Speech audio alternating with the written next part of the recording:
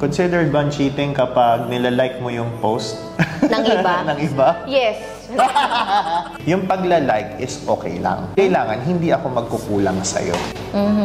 That's not an excuse for me to do it still. Minsan nagkakaroon ka ng ganong behavior na may ilalike akong photo ng iba. Tapos sasabihin mo, yung photos mo hindi ko nilalike. Tuloy, ang gagawin ko, ibabrowse ko lahat na din yung nilalike ko lang.